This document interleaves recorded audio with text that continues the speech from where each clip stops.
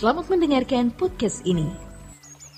Kalau orang merasa memiliki banyak, kalau seseorang merasa masih memiliki banyak, biasanya cenderung boros. Kalau orang merasa memiliki uang banyak, cenderung boros. Ya, walaupun tentu tidak semua orang demikian, tapi ada kecenderungan boros. Hal ini juga berlaku atau terjadi dalam hidup kita terkait atau berkenaan dengan waktu, saudara. Berkenaan dengan waktu. Kalau orang merasa memiliki waktu banyak, dia boros. Sama seperti kalau orang punya uang banyak, cenderung boros. Ia bisa membelanjakan uang untuk apa saja. Apakah sesuatu itu sungguh-sungguh kebutuhan atau hanya kesenangan? Dia tidak peduli, saudara. Yang penting dia bisa belanjakan. Waktu dia belanjakan uang itu sudah ada kepuasan. Entah barang itu sungguh-sungguh berguna atau tidak, itu masalah kedua. Ini kecenderungan seperti ini saya kira sudah hal yang logis di mana-mana, saudara. Demikian pula terkait dengan waktu. Nah, bedanya kalau waktu itu begini, saudara. Bedanya kalau waktu ini begini. Kalau uang, tadinya punya uang misalnya 30 miliar, sekarang tinggal 30 juta, dia akan mulai hemat. Tinggal 300 ribu, wah lebih hemat lagi, saudara. Tapi kalau waktu tidak, sudah terbiasa boros waktu, menggunakan waktu secara sembarangan atau ceroboh. Apakah waktu yang digunakan itu untuk sesuatu yang sungguh-sungguh berguna atau tidak? Nah, kebiasaan itu akan terbawa bahkan ketika dia mau mati. Jelas usianya tinggal 2-3 tahun atau 4 tahun, dia tetap tidak bisa hemat. Masalahnya bukan saja kebiasaan itu telah menjadi irama hidup, tetapi juga dia tidak tahu bagaimana menggunakan waktu untuk membeli atau memperoleh sesuatu yang bernilai, saudara. Saya ulangi, kalau orang punya uang banyak, 30 triliun misalnya, dia bisa keluar uang cenderung sembarangan atau ceroboh. Tapi kalau begitu tinggal 30 juta, wah dia mulai hemat, saudara. Dia mulai hati-hati dengan uang yang tinggal 30 juta. Kalau tinggal 3 juta, wah dia lebih hemat lagi. Tinggal 300 ribu, wah sudah. Akan sangat berhemat, saudara. Nah, bedanya waktu tidak. Tidak bisa begitu. Sudah jelas umur 70 tahun, atau 65, atau 67. Itu kalau hitungan normal tinggal 3 tahun atau tinggal 2 tahun. Kalau misalnya 1 tahun kan 360 hari ya. Kalau 10 tahun jadi berapa? 3.610 tahun. Kalau 2 tahun tinggal 7.000 sekian. Itu tinggal 10 tahun nih. Kalau usia saya 57, saya misalnya masih 10 tahun lagi, tinggal berapa? 3.000 sekian. 7.000 sekian kalau 20 tahun. Nah, ada orang-orang yang sudah tidak mampu berhemat. Karena irama itu, irama yang akan menjadi permanen. Kalau uang tinggal 30 juta, dia akan mulai berhemat.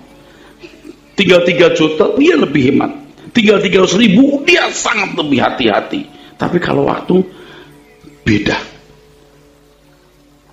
Ini berdasarkan peneropongan fakta empiris dari pengalaman nyata Orang-orang yang jelas sudah tua pasti meninggal.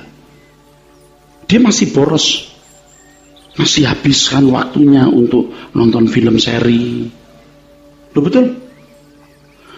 Masih mau jalan-jalan ke sana sini, masih punya cita-cita mau punya apartemen, villa. Boros.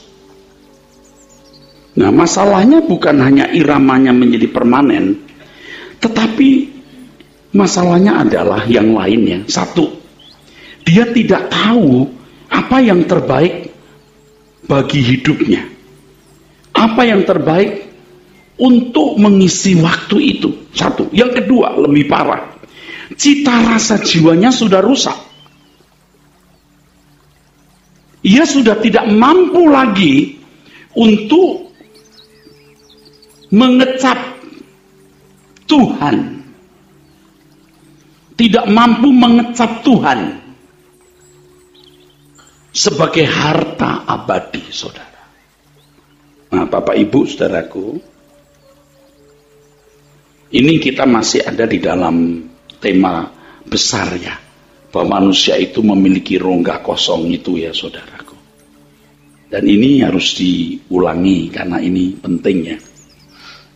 Saudara, Tuhan tidak pernah membatasi sampai di mana manusia punya kemampuan, rasio atau nalarnya. Tidak pernah dibatasi. Kalau umur manusia sekarang 6.000 tahun, bisa membuat pesawat menghampiri Mars. Bagaimana dengan kalau manusia punya sejarah manusia sampai 6 juta atau bahkan 6 miliar. Kalau 6 triliun, betapa hebat manusia, saudara, dan seterusnya. 6.000 tahun saja umur sejarah manusia bisa mencapai Mars. Ini manusia lama-lama bisa menciptakan rudal mau bom surga. Anda ketawa, tapi saya serius, karena dia bisa mencapai planet yang tak terbatas. Kalau 6 triliun tahun, saudara. Loh iya, tidak pernah ini dibatasi. Tetapi Tuhan itu Tuhan yang bijak dan cerdas. Dia membatasi manusia dengan ini, rongga kosong dalam jiwanya, yang tidak bisa diisi oleh siapapun dan apapun kecuali oleh Tuhan, saudara. Dibatasi di sini, saudara. Nah, manusia tidak bisa hidup tanpa Tuhan. Nah, manusia yang jatuh dalam dosa itu, yang kehilangan kemuliaan Allah, manusia telah menjadi rusak, sehingga kehausan jiwa yang mestinya dirasakan secara proporsional agar manusia bisa dikawinkan, ya, disatukan dengan penciptanya yang bernama yang mulia Yesus Kristus, itu tidak merasakan kehausan itu. Manusia mulai menciptakan ini banyak kehausan. Kalau dalam kurun waktu panjang orang terbiasa dengan kehausan yang salah ini, kalau yang tengah hitam ini kehausan yang kudus, kehausan akan Allah. Dan kehausan akan Allah ini kalau dipuaskan, ya saudaraku, artinya diisi terus, itu akan makin tergantung, makin tercandui. Saya tidak bisa hidup tanpa itu. Nah, jika itu terjadi, tidak membahayakan manusia, sebab menjadi kekasih Tuhan. Ia mau menyenangkan Tuhan, dia mau tunduk, dia mau rela mengabdi, saudara.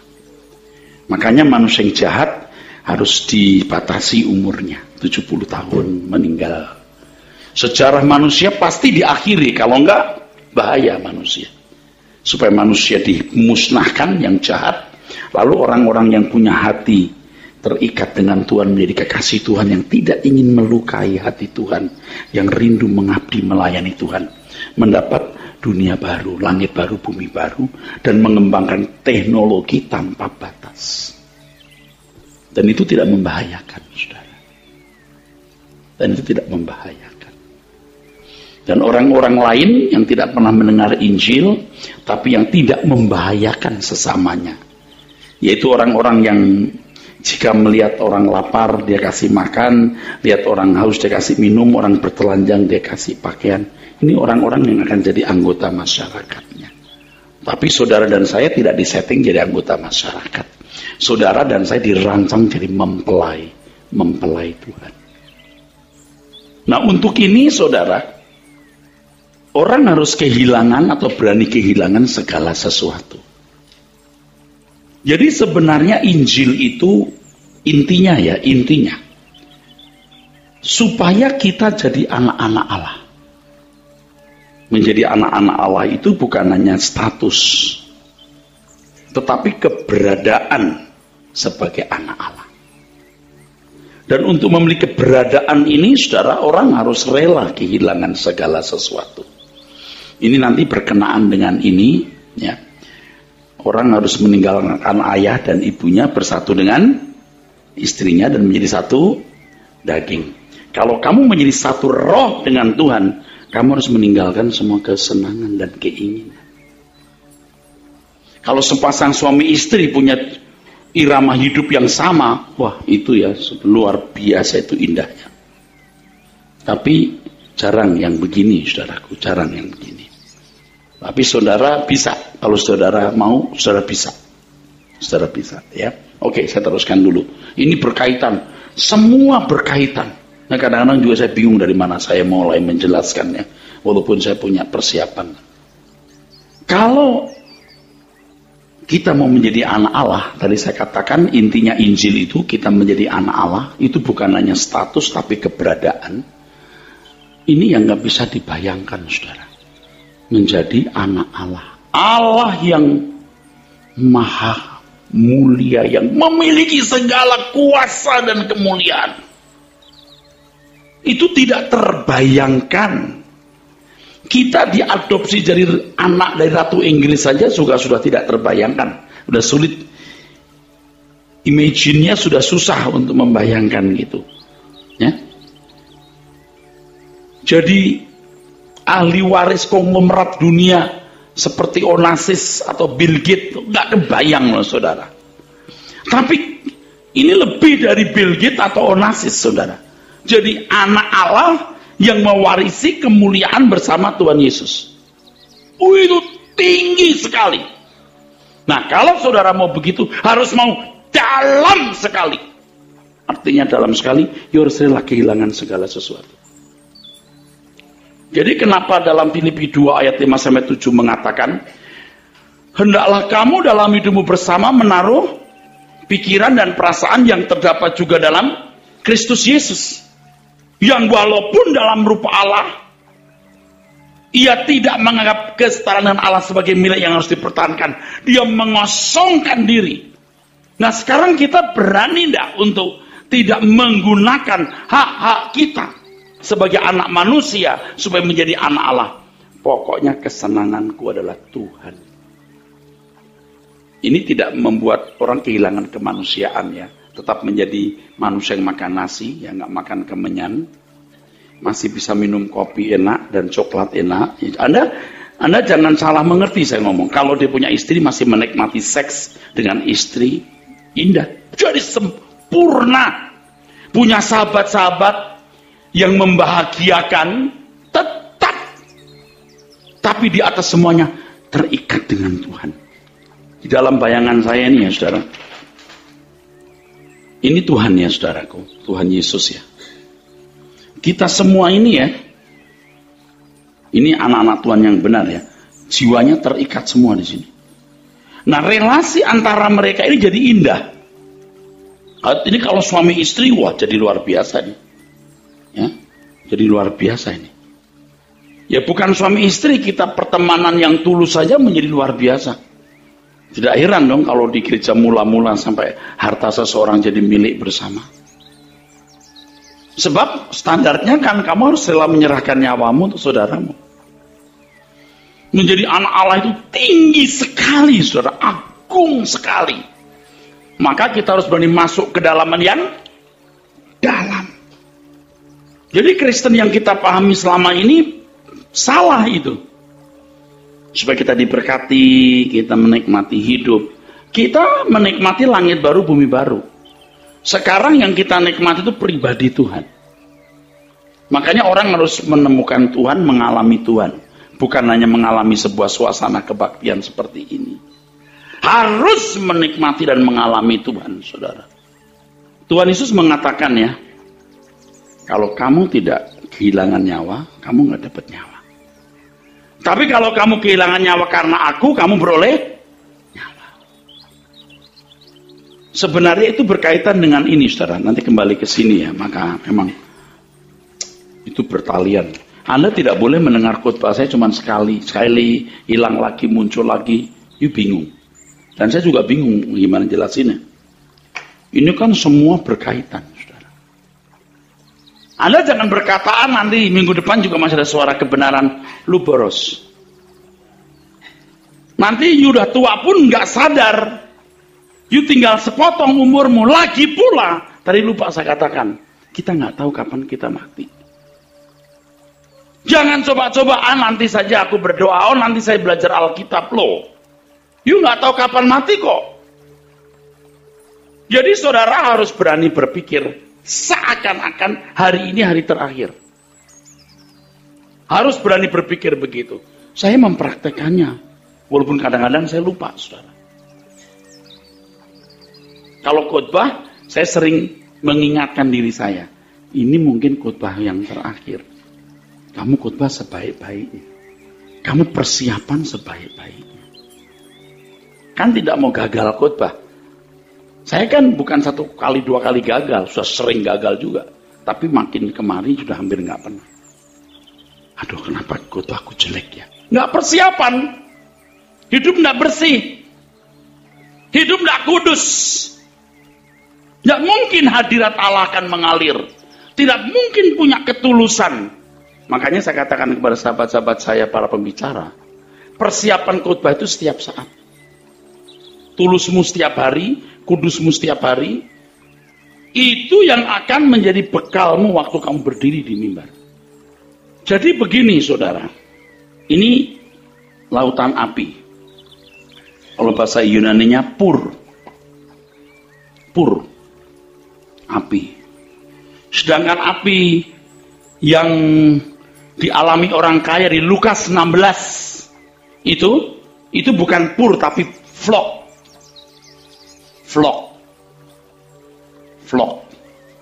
Beda, bukan pur. Ini pur, ini api yang kita kenal, korek api. Nanti neraka hell, Gehenna itu pur. Bumi ini akan di lautan api itu pur. Sedangkan orang kaya yang aku kehausan, kasih aku air panas, itu flok. Ini bukan api dalam arti seperti yang kita lihat, yang kita pakai untuk masak. Itu flok. Itu penderitaan karena terpisah dari Allah. Jangan main-main.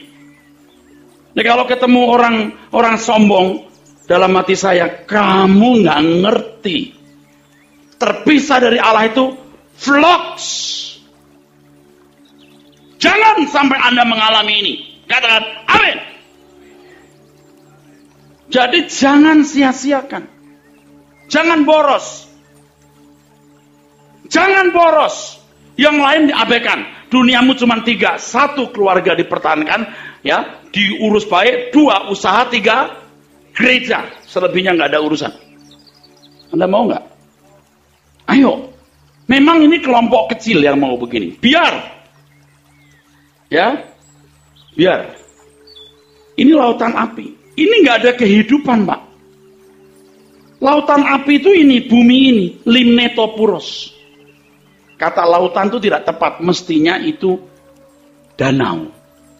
Kalau lautan bahasa Yunaninya thalassa. Ini limnetopuros. Nah, Bapak Ibu saudaraku sekalian, kalau kamu kehilangan nyawa dalam bahasa Yunaninya psuke maaf ya. Itu jiwa di mana ada pikiran,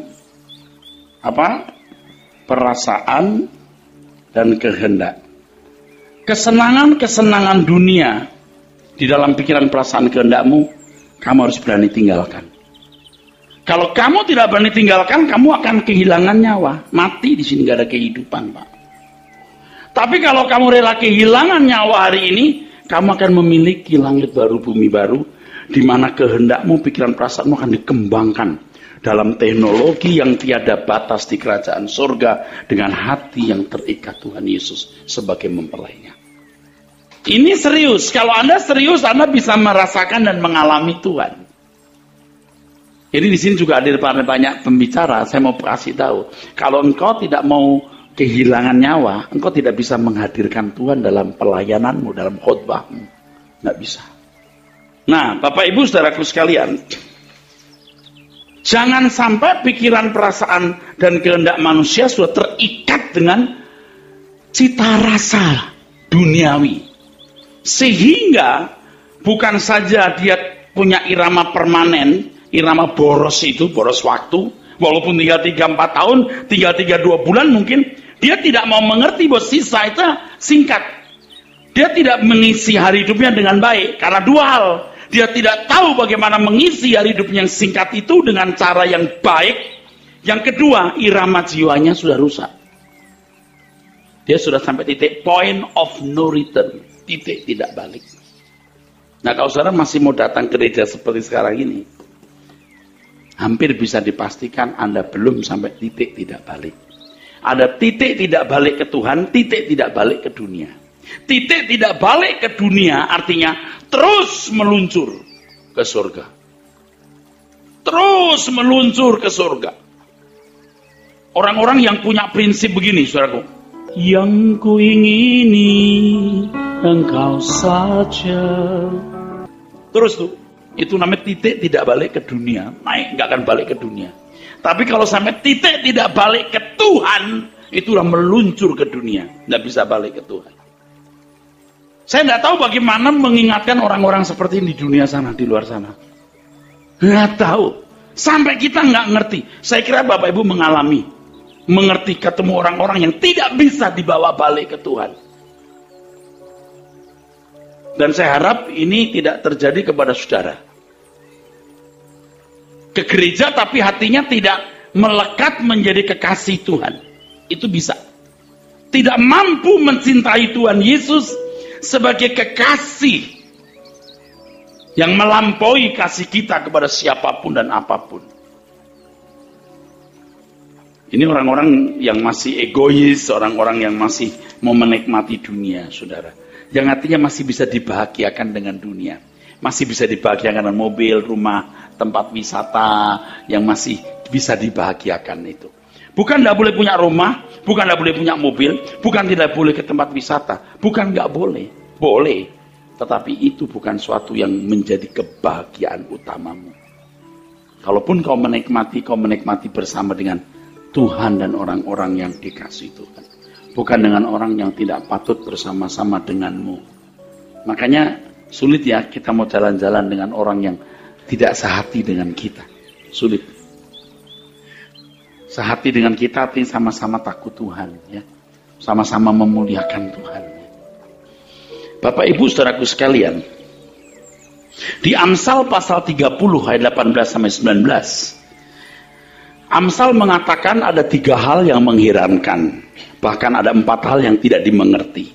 Jalan Raja Wali di udara, memang Raja Wali mesti terbang kan?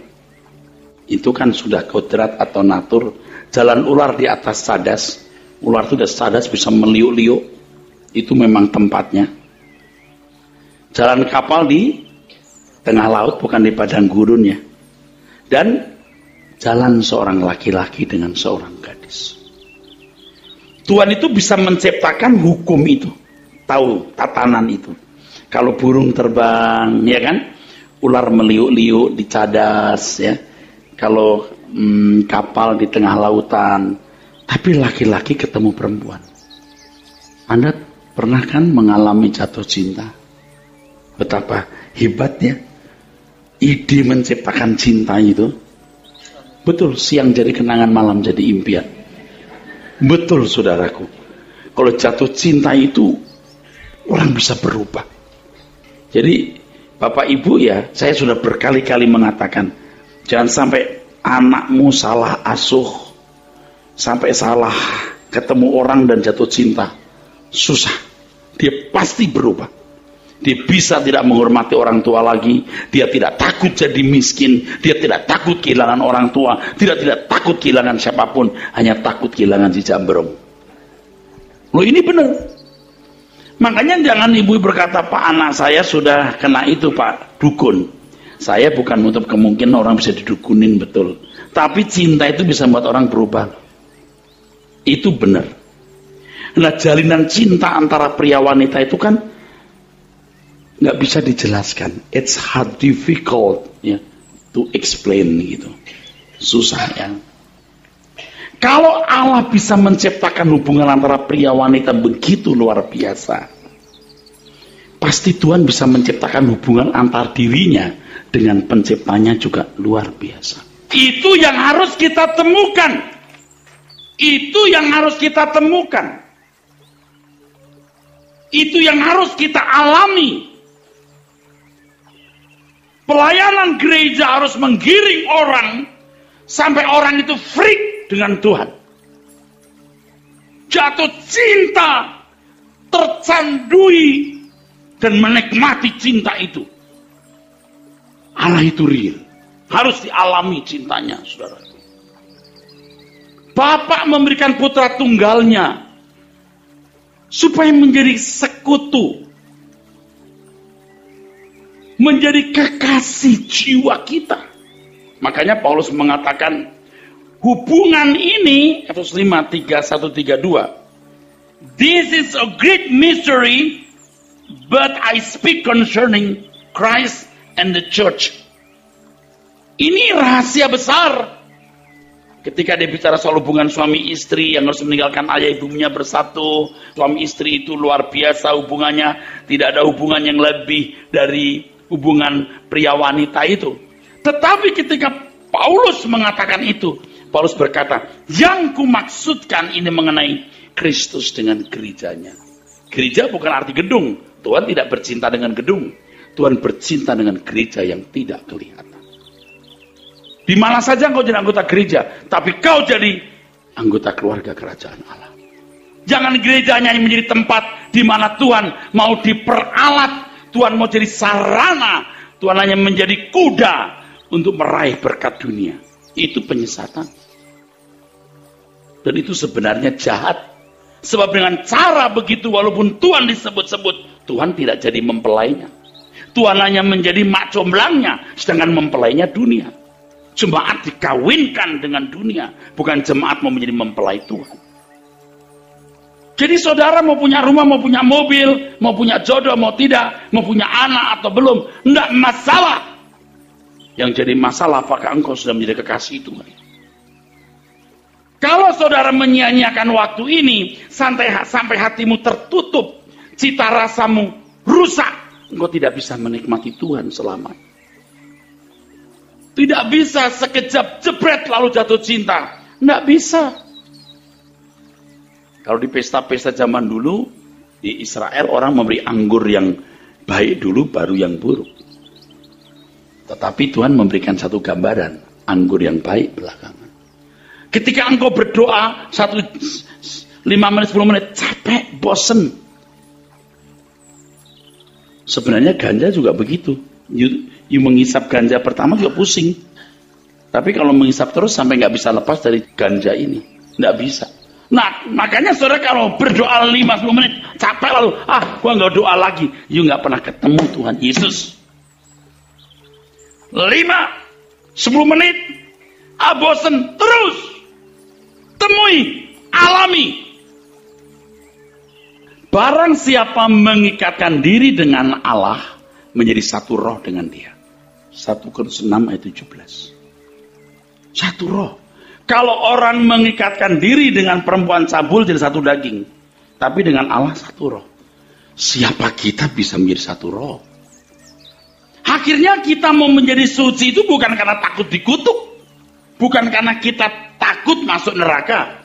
Bukan karena malu dilihat orang. Tapi karena kita tidak bisa melukai hati Tuhan. Ternyata bisa hidup suci itu kalau hati kita betul-betul terarah kepada Tuhan. Kita tidak mau mengucapkan satu kata pun yang kira-kira Tuhan tidak suka kita mengucapkannya. Tidak ada tindakan yang kita lakukan yang membuat Tuhan tidak nyaman di situ. Apalagi tindakan dan perbuatan yang bisa melukai hati Tuhan. Makanya ya saudaraku, kalau mau jadi mempelai Tuhan ya you harus rela kehilangan segala sesuatu.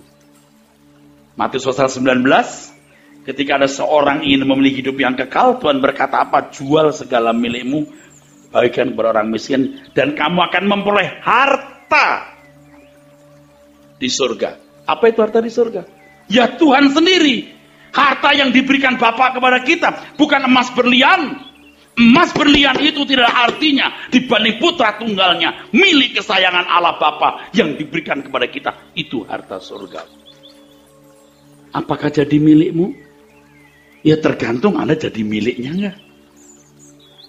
Apakah dia terikat denganmu? Ya tergantung apakah Anda terikat dengan dia.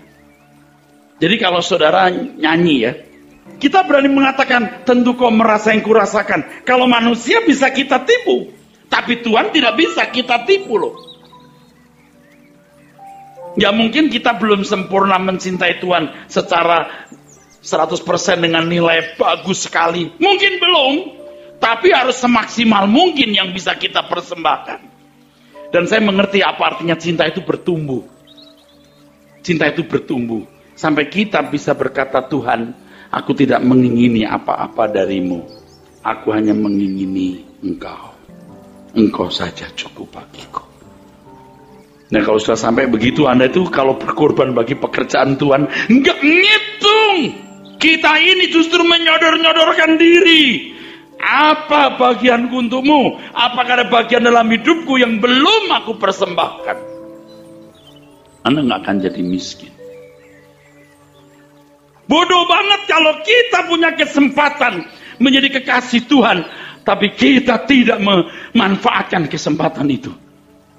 Boros waktu untuk perkara-perkara dunia. Jangan begitu, saudara.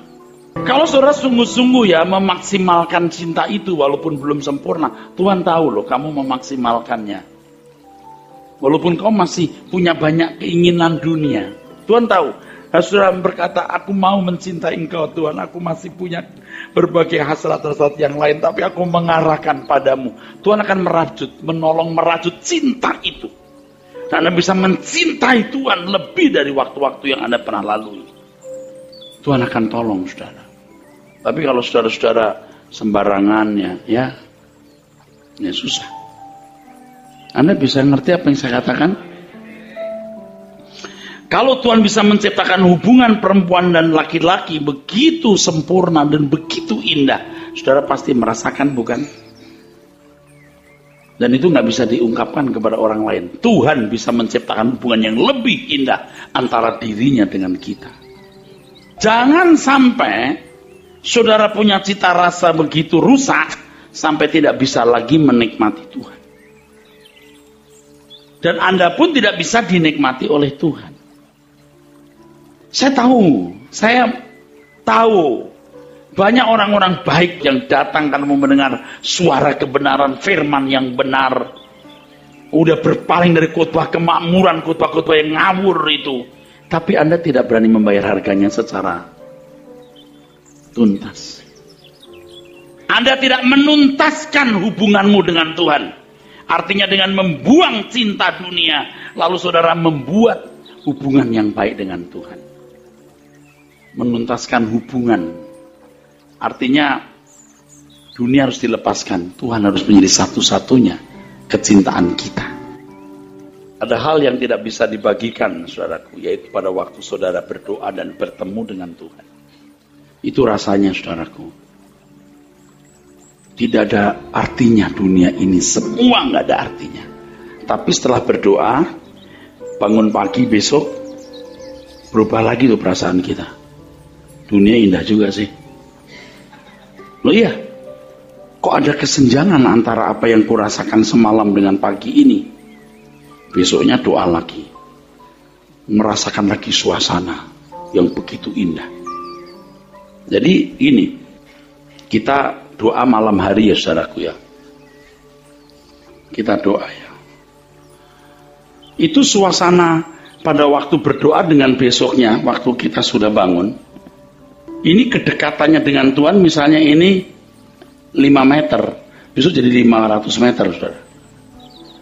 Loh iya, perasaan kita berubah.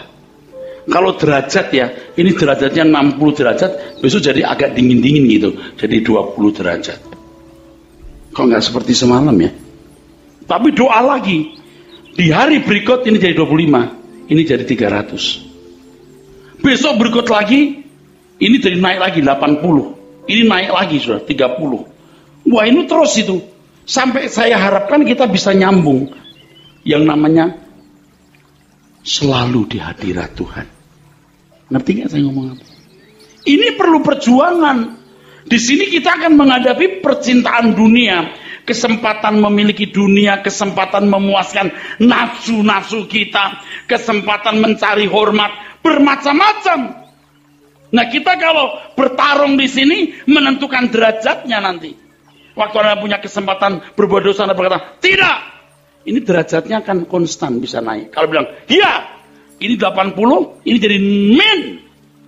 Ini jaraknya makin sekian kilo. Ngerti tidak? Tapi ketika Anda punya kesempatan menikmati dunia, Saudara berkata, tidak, aku menikmati Tuhan. Anda punya derajat yang naik. Suhunya naik. Bisa seimbang nanti. Ini jaraknya waktu itu kayak 5 meter atau jaraknya 1 meter. Kita bisa di hadapan Tuhan. Bisa muka dengan muka di sini 1 meter, saudaraku. Di sini 500 meter atau 50 meter di situ. Tapi ketika Anda menolak dosa, ketika Anda menolak mencintai dunia, ini jarak akan makin dekat. Sampai di mana dia ada, aku ada. Ini bukan ngomong kosong. Saudara harus alami. Kalau Tuhan itu hidup, saudara harus alami. Dan buktikan Allah itu hidup. Buktikan Allah itu nyata. Anda baru bisa mengalami bahwa Tuhan itu real.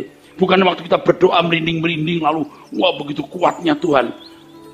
Hari-hari hidupmu kau berjalan dengan Tuhan. Harta yang tidak ternilai. Saya sih menyadari itu proses ini. Jadi waktu berdoa rasanya Tuhan 1 meter di depan Tuhan. Wah rasanya kita nggak mau pisah. Begitu besok bangun, kok jadi 50 meter ya? Kemarin suhunya 100 derajat. Wah panas, hot dengan Tuhan. Bisa jadi 20. Suhunya 20 derajat. Kok beda ya? Kalau kita bikin dosa, bisa turun lagi, bisa min. Bisa dingin, saudara. Buset. Wah, kalau begitu siksaan luar biasa, saudara. Kita ya punya kesempatan dipuji orang, lalu kita tambah berakting untuk dipuji. Waduh. Sombong itu langsung itu jadi suhu kita jadi. Kalau sampai ya Bapak Ibu, saya ini kan berjuang terus untuk lebih benar.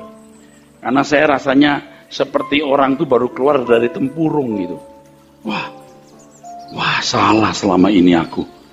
Baru seperti sadar gitu. Dan tiap hari makin sadar gitu. Saya bisa ngajak-ngajak orang. Amin. Jadi ini nggak main-main, bukan karena saya belajar di sekolah Alkitab, tapi karena saya belajar hidup. Dan Bapak Ibu jangan nggak nurut, apalagi yang udah berumur. Sampai saudara punya komitmen bagiku hidup adalah Kristus. Itu karena kecintaan kita. Filipi 1 ayat 21. Coba dibaca Pak, Filipi 1:21. Dulu ini jadi ayat favorit sejak saya muda. Tapi saya heran ya saudaraku, baru tahunya sekarang. Oke, Filipi 1:21 dibaca, buka. Karena bagiku hidup adalah Kristus dan mati adalah keuntungan. Singkat ya. Coba dibaca ulang. Karena bagiku hidup adalah Kristus dan mati adalah keuntungan. Bagiku hidup adalah Kristus dan mati adalah keuntungan. Ini kan gila. Apa enggak gila? Ini gila. Tapi yang ini yang benar. Ini kan banyak yang bobrok nih. Dulu. Saya bukan nggak bobrok loh, biar pendeta juga bobrok. cuman gak ketahuan aja. Sekarang kita mau bener. Amin. Mau jadi kekasih Tuhan, jangan nakal lagi. Amin. Kita punya hidup tinggal sepotong, Pak. Ini gini loh saudara, saya itu nggak bisa membahasakan, tapi saya tahu, saya mengalami bagaimana Anda menjadi seperti anak-anak di hadapan Bapak. Biarpun kita tua, tapi kalau saya ketemu Bapak udah kayak anak-anak kita. Perasaan itu tuh nggak bisa dibagikan. Waktu kita duduk diam di kaki Bapak, kita menyembah, kita bermanjaan tapi dengan hormat kepada Bapak, itu nggak bisa. Lalu Bapak di surga seperti berkata, saudara ini abangmu Tuhan Yesus ya, maksud saya. Ini kamu, ini raja yang harus kau hormati. Baik. Kita bermesraan dengan Tuhan Yesus. Makanya dalam doa saya berkata, Bapak, aku memilih Engkau. Aku menghormatimu, aku mengasihimu. Dan aku juga menghormati, mengasihi Tuhanku Yesus Kristus seperti aku mengasihi, menghormatimu. Tetapi beda. Dengan Bapak itu kita hormat dengan takut dan gentar. Dengan Tuhan Yesus hormat, takut dan gentar. Tapi ada unsur kekasih, beda kemesraannya. Dan ini tidak bisa saya jelaskan. You harus ngalami. Nanti pasti Tuhan akan mengajar saudara. Tuhan Yesus akan berbisik begini, kalau kamu memanggil aku Tuhan, aku jadi sahabatmu, aku jadi kekasihmu, lakukan kehendak Bapak. Gimana Tuhan, aku tidak kenal, aku tidak tahu. Roh Kudus akan menuntunmu untuk mengerti apa yang Bapak kehendaki. Ngerti saya ngomong apa ini? Roh Kudus itu rohnya Bapak. Bukan rohnya Tuhan Yesus, rohnya Bapak. Dan Roh Kudus mewakili Bapak dan anak. Tapi itu rohnya Bapak. Yang mempunyai segala kuasa kemuliaan itu Roh Kudus. Itu Bapak. Ini kalau bicara soal Allah Tritunggal, saya singgung hal ini. Wah, luar biasa saudara. Jadi perjalanan hidup kita ini selama 70 tahun ini menemukan hubungan yang unik itu. Dan mengalaminya untuk selama-lamanya. Itu saudara harus menggunakan waktu. Nggak bisa boros. Nggak boleh boros. Saya kalau sudah sekian jam gitu sibuk terus lupa saat jeda. Tahu saat jeda ya. Terus diem sebentar tuh. Saya rasa bersalah. Kamu ngajarin orang saat jeda, kamu kok lupa. Saya diem, Bapak. Karena kalau saat jeda nih kita lupa, kita mulai sembarangan ngomong loh. Sembarangan juga mikir loh, saudara.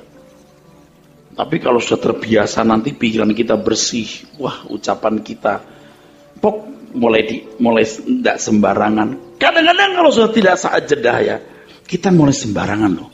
Ketemu orang mulai bercanda apa. Waduh. Rusak nih. Bercanda bukan gak boleh. Di ketemu teman tidak ada salahnya bercanda. Bahkan sebaiknya kita ada canda-canda yang kudus. Tapi ada yang gak perlu kita ucapkan, kita ucapkan. Nah itu kita tidak melakukan kehendak Bapa. Dan itu membuat Tuhan tidak nyaman. Banyak pengalaman-pengalaman yang tadi saya kemukakan, yang itu tidak akan bisa dimengerti kalau orang tidak mengalami. Allah itu bullshit, omong kosong. Dia tidak tahu. Alami dan temukan Tuhan. Amin.